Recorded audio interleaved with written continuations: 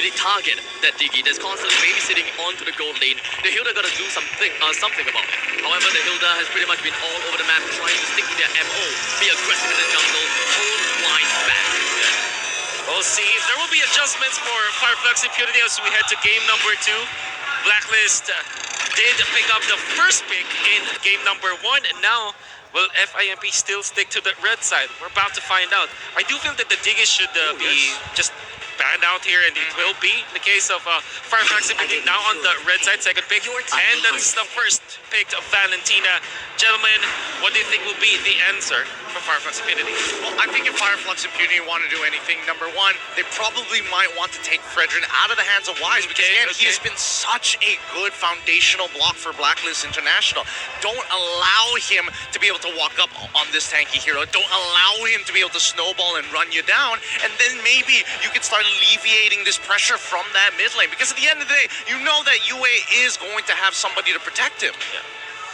In that case, Fredrin is open. Look, I'm actually surprised that the Novaria is a priority ban for FIMP, which you haven't seen it from Blacklist, but wow, Minotaur and Arlet. Currently, Edward holds the highest KDA among all players with a 19.33. 19 average KDA. He's followed by his teammate Yue with a total of 16. Man, Blacklist International stat padding. Honestly, I'm relatively curious as to why FIMP is not willing to snag that Fredrin away. I mean, yes, for Kira, for the MCT, he's only played the Fredrin once, but I can say the same thing for Alice, Martis, Joy, Granger, Amon. They all are one game. So it's fair to say Kira can play the Fredrin, but they choose not to. I think Kira is confident in his capabilities to play around it, right? Again, their bigger priority is the fact that they've already banned out the Diggy. Might as well take the Minotaur now and start affecting them here and make that impact in that first phase, and then force Blacklist International to try and answer them in the second part, which they have the advantage in because they get first pick in the second phase. Yeah, and now without the Kaja and the Franco, the Joy was a pretty open pick for Blacklist International, especially after FIMP not even bothering to take it. They took out Arlet and Minotaur. Understandably so, but that means that Edward will once again have a great time in this game. And you can understand now, whoa, okay, that's a Herod pickup. Hey, this Toadok did this too, game 2 anyways, or game 3 actually. Fireflux Impunity, right. The reason I believe they went for the Minotaur and the Arlet now, it's very, very understandable. They want to just deny all the picks coming in from Venus, and I honestly expect some more bans of Venus, or they might just go show some respect over to the gold lane. Owl. Especially after picking up the Hereth here, maybe they want to just lock down some of the heroes that can actually escape from the Hereth. Though, it's always a difficult game. Going up against Blacklist, especially when Edward Joy is playing it. Without any kind of lockdown, how do you answer this? Do you go back to something like a Esmeralda? But I mean, you don't have access to it because you already picked up the Arlot. So. That's the thing. That's the thing, right? When you're looking at the way, when you're looking at possible outs here, I think Blacklist International probably going to stick to what they already know, right? Ideally, they get the Beatrix. I don't know whether FIMP is going to let them have it. I'm guessing that they're going to ban it out regardless of what they do. But then we see the response, right? Blacklist International making sure that these assassin picks go down and they go down fast, because even when you have the Joy can only do so much unless she has a snowball, or I don't know if they start to feel a little crazy here, and I would love it. I would love it just to see Wise be like, sorry, Edward, this is mine for a day. Maybe just for one game. Just why not? Give us a little bit more. Yeah. That is not a far possibility, by the way, Gideon. It has been done before. Blacklist International, specifically Wise, even when he's picking up, 22 games on the Fredrin in one single season, he is willing to go for those pocket strategies, like Jungle Valentina, for example, the Atlas, where, we can expect that. But, okay, now heading into the second phase of the draft, how do you now correct this if you're FIMP? How do you actually deal with both the Fredrin and the Joy, apart from having this Herod, for example? Yikes. I mean, right now, they do, with the Minotaur, with the Arlet, they do have a very steady way to initiate into a fight, and they are pretty much all wanting to go all in onto Blacklist International for one big fight. So they will want to toss all of their ultimates out. Wombo combo unga bunga perhaps. As such, they should probably stick to what they have on their MO and just continue to grab onto the opponents. There could even be a chance Lauren. that Minotaur could go to the jungle. I would love to see them picking big ultimates such as Atlas even. Yeah. They can at least work with some kind of pickoffs. All right, so right now, for Fireflux Impunity, they banned out 4. Yeah. And they've picked 1, Minotaur, right? So Okay. technically 5 deny picks away from Venus. But my concern right now is, again, they left the land slot open. This usually sets up, especially now, I am even more of a believer in the Granger. Usually, NM4, remember, Granger. well, they need some more physical damage. There's no way they're going to be relying on the Arlet solely to deal damage here in this game. And the fact that, again, they completely disregarded, they completely ignored the land slot, that to a lot of people is the answer to the Fredgen. It shows me that they want to go for something bold. Exactly, the Granger. They ignored it. They didn't want to pick it, Fireflux. Wait, what's left for Venus? Only the Lolita. That's all I can think of. Is there anything else that they pick, especially after the Farm is the night pick? I think they are forcing Blacklist to pick a Lolita. Maybe Okay, that's why okay. they are picking a Harif for themselves. I suppose, because there is the angle where it's like, yeah, Blacklist International are going to play like team fight, but they also have the aspect of, hey, Edward, you can start pushing into the side lanes with this joy and generally win your 1v1s, no problem. But how are you going to disengage? So Lolita gets picked. We expected to see the Beatrix, and now we bounce back over to FIMP. Blacklist International's owl is actually not a real owl. Oh, Wait, really? Really? Yeah. Wait, I thought he was an owl. I thought he was an owl too. I thought Thank we were you on so the much. set of Alien Invasion. Oh wow, that was the most interesting stat we saw today. But here's another interesting fact: there could be the potential of an Swing. well, Fanny! I would have said Not bad. Hayabusa, but man, they just flip it up. It's gonna be the Fanny, and everybody's happy about this. Are you guys happy about this last pick Yes. though? Of I course. like it. Of course. Whenever Okay. you talk about assassins, there are 2 that come to mind, highly mechanical ones. Lancelot and as well as Fanny. Some may say even the Ling before it even came out. But at the end of the day, they needed damage, and this is a great source. When I spoke to Incendio Supremacy at M4, back Okay. then they were called Incendio Supremacy. Yeah, okay. They said they were just capped by their mechanics. Macro-wise, they can think, just like the seed teams. Okay, So okay, now, okay. they're saying the Fireflux Impunity is better than Incendio Supremacy, so maybe this is one of the ways to prove to the world that mechanically, maybe now they are on par as well. Well, we don't have to wait any longer. It's game number 2 for sure. Blacklist International going up against FIMP, and the Fanny was picked up. Abstract. Now, y'all take it away. As we move on in, Land of Dawn, approaching game number 2. Blacklist International versus FIMP as the creeps march us right out. Mobile Legends. All right, Gideon, I have a simple question here, right? A lot of people have been able to make this Fanny work against Blacklist, but how do they make it work?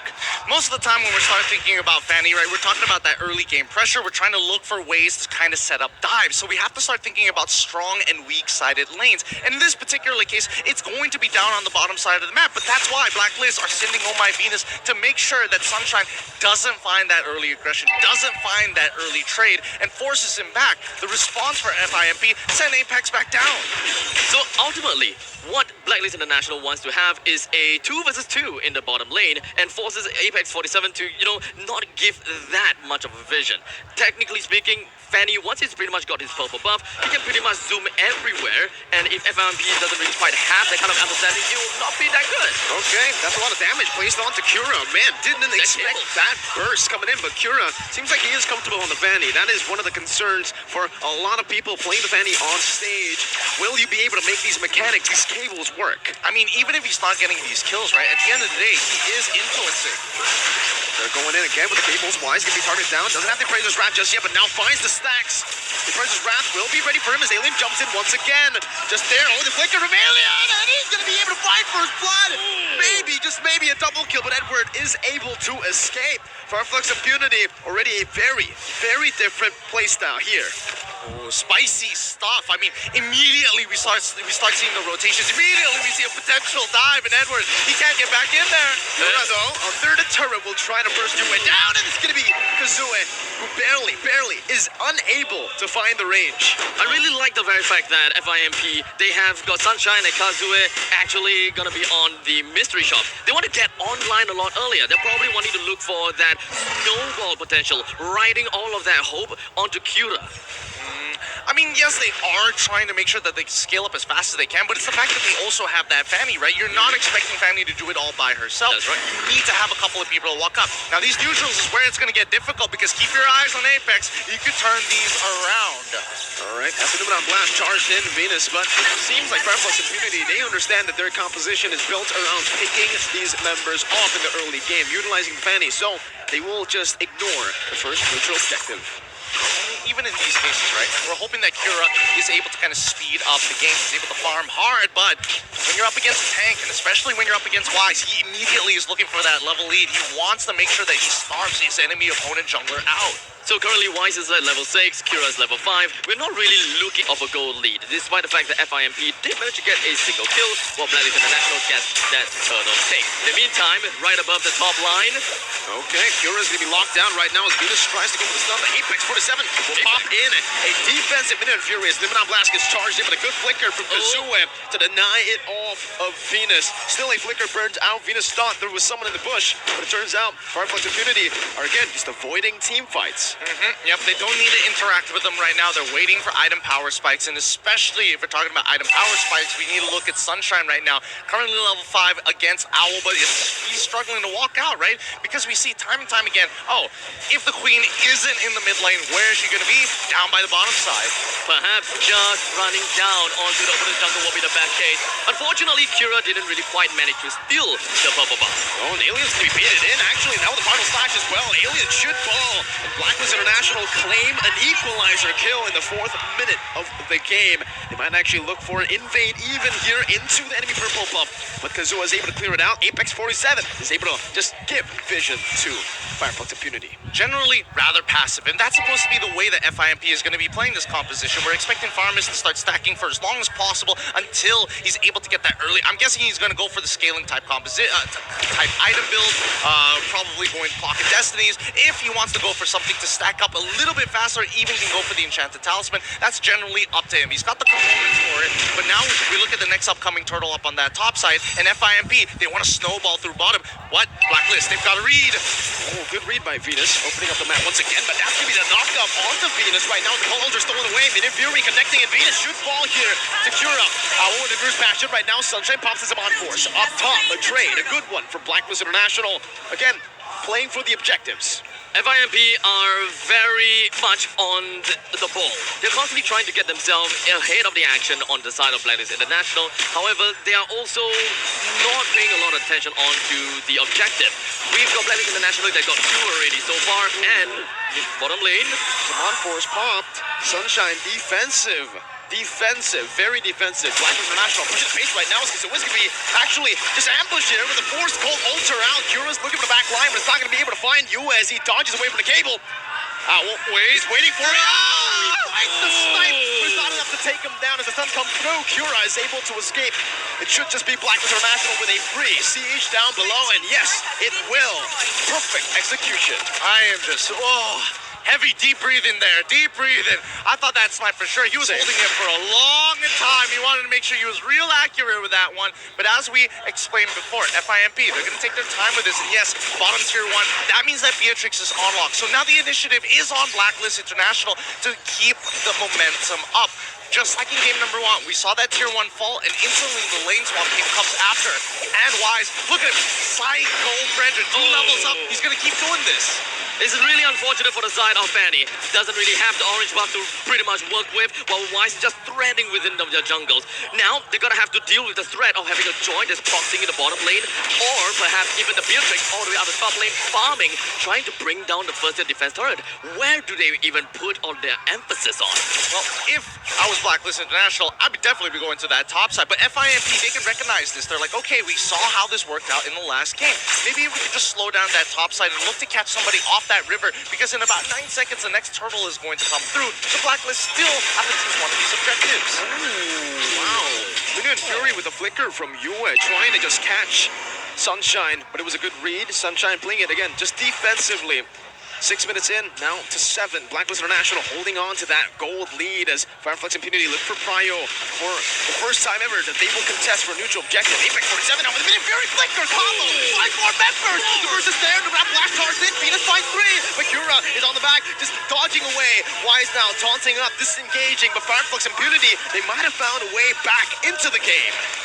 You can definitely see the difference. Mino and Fury is there. Yue, it's clear that he doesn't play Minotaur that often in comparison to Apex, who times that third hit so very well. I thought that FIMP might possibly get a lot more out of the Mino and Fury. 4 men out. I thought FIMP had the damage, but it makes sense, right? They're still waiting for the perfect time to eventually bring in the action because their damage is just not quite there.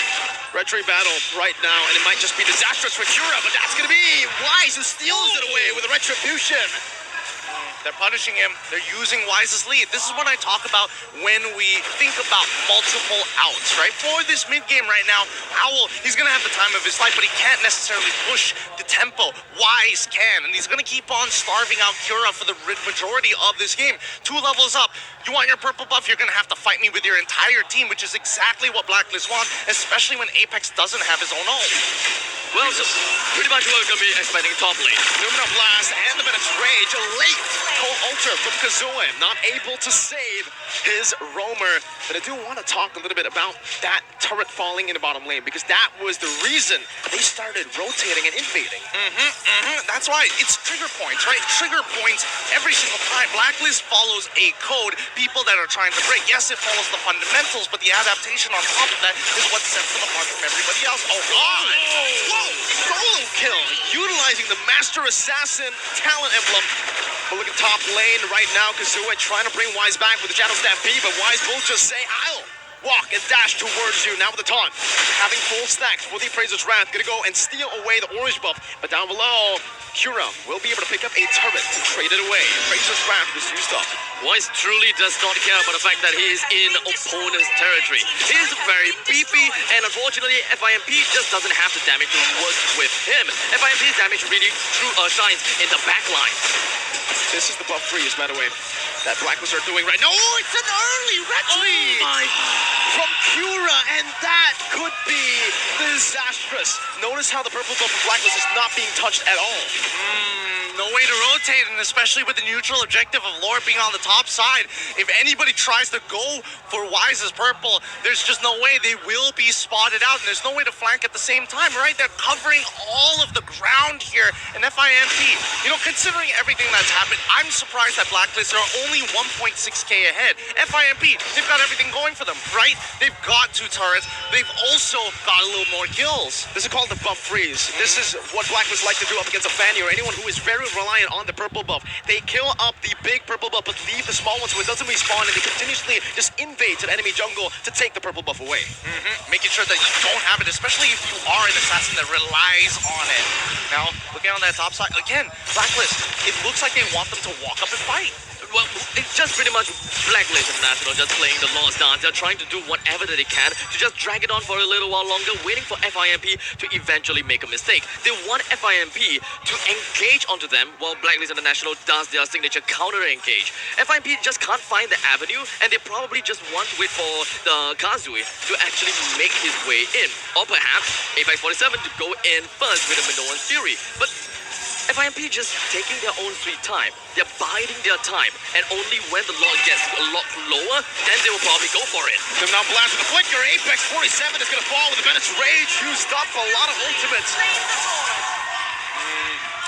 As much as they want to try, Apex is still going down. With this Lord being slain, this is the next trigger point for Blacklist International. They have their win con going for them, and now the snowball is going to continue from here on until about the 14th minute of the game. If not by IMP, they've been playing relatively passive in the early. We've seen them trade pretty evenly during the mid, and as we start rotating, especially when we're transitioning into the later stages of the game, right, we have to keep our eyes on people like Sunshine. How is he really, realistically trying to get in on this fight?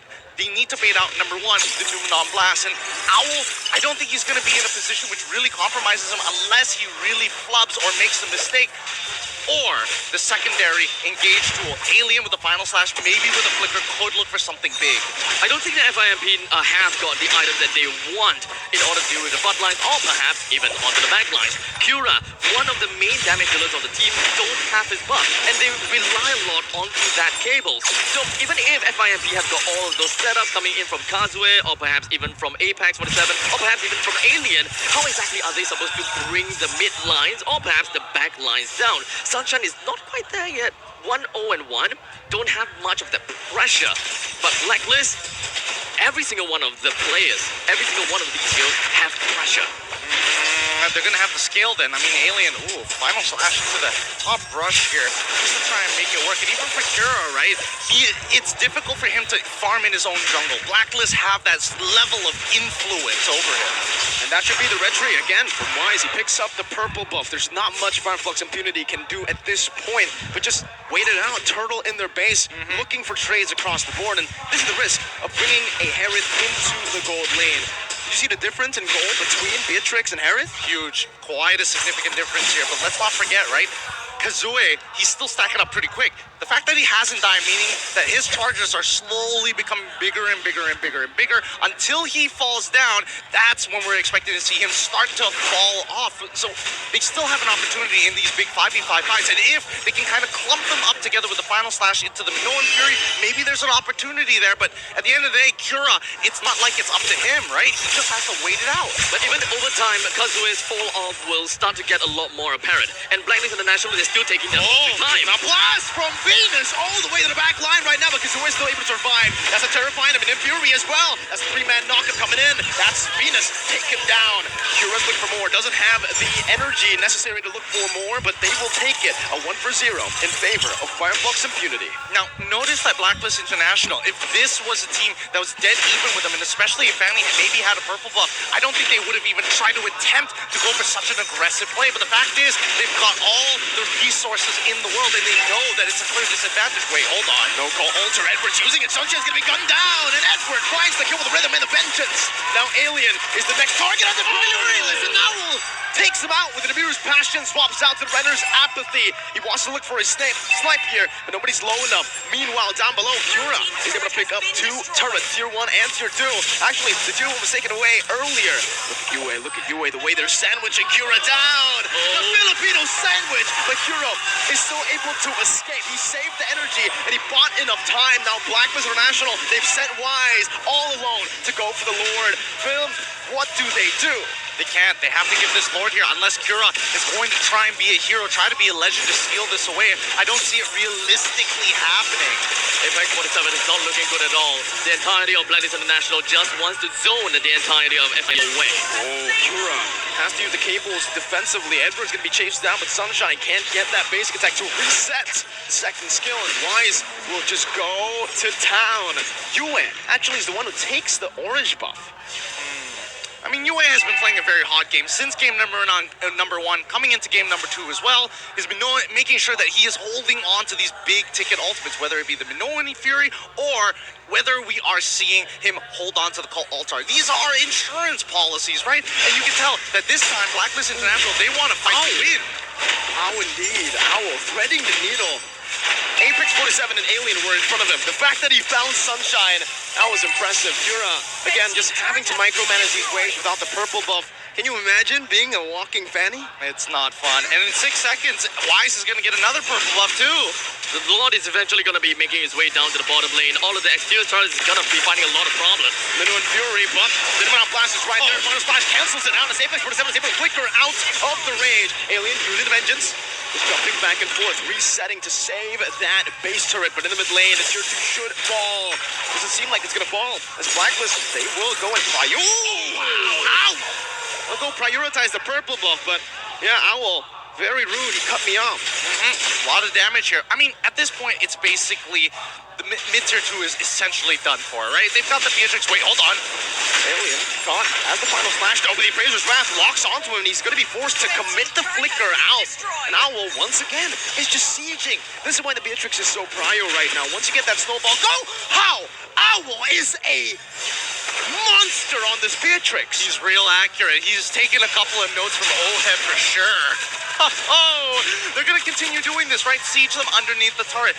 Utilize Renner as much as they can and start harassing their opponents underneath their inhibitor turrets. And this is where the kind of like the snowball begins, right? Blacklist International has mostly been playing very safe, and they are just kind of holding onto the river line. And only once they have gotten more of the objective, they got a second lot onwards, FIMP just gets completely starved out of food, and there's just not much of that skilling that we want to see. By then, Blacklist International already is way ahead, and with the 7,000 gold ahead, they can pretty much tank up against any shots from FIMP. I mean, we say that, but also the fact that FIMP is at 44, it means that this gold lead is soon about to end. It really doesn't matter how much gold, unless you're thinking about situational items, which Blacklist needs to start taking full advantage of if they want to close out this game. If he finds another snipe, that's gonna be insane. Oh, but it doesn't even need to connect Venus with the Numenal Blast and Yue with the Minu and Fury. The combo together right on time as well. How do you get better than this? Blacklist International are playing the cleanest MLBB I have ever seen. It's like 5 men left, but Sunshine fights himself taken down.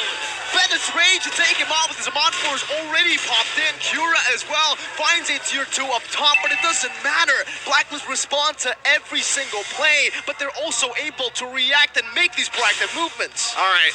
Blacklist agents out there. Somebody has got to draw wise on Fredrin as Dio, because he just walks you down. He's a psycho for a reason. He knows he's strong.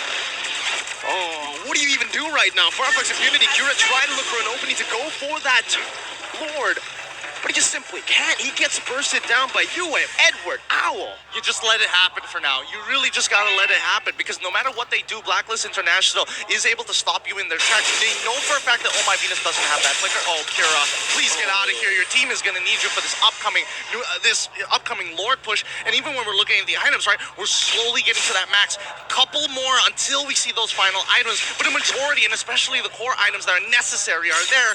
In comparison to look over to Blacklist International with their 8.7k lead, they can start switching them out however they like. I was really wanting to hope and see the Sunshine will be able to do a little bit more into the front lines as long as the Summon Force is available. However, Blacklist International's ultimate bases, and they are just constantly jumping right in and catching FIMP out. The only thing that they can do is just immediately back off, and doesn't really have much of a fight.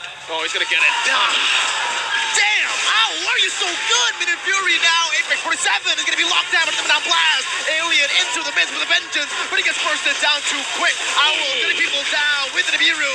He walks off forward. Kira's able to clear out the Lord right now. The Minue's come crashing down. Kira the cables once again. But Owl finds another. He is indeed unstoppable. Owl is the new Filipino sniper. He'll take that mantle from Ohen. Oh my God. How accurate is